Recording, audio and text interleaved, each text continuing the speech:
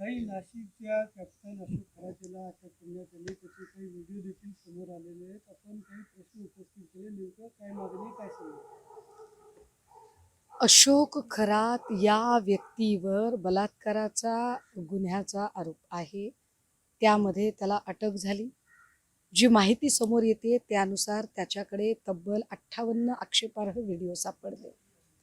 मुद्दा असा आहे की अशा व्यक्तीला नेमकं राजकीय आशीर्वाद कोणाचे आहेत, त्यावर प्रश्न असा निर्माण होतो की महिला आयोगाच्या अध्यक्षा रुपाली चाकणकर या अशोक खरातच्या शिवनिका ट्रस्टच्या संचालिका आहेत.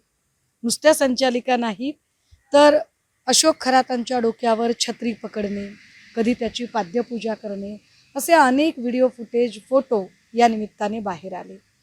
ज्या महिला आयोगाकडून महिलांचं सबलीकरण, समुपदेशन आणि समावेशन करणं अपेक्षित आहे, त्या महिला आयोगानेच जर महिलांचं शोषण करणाऱ्या व्यक्तीची पाद्यपूजा करत असतील तर शोषित महिलांनी न्याय कुणाकडे मागावा?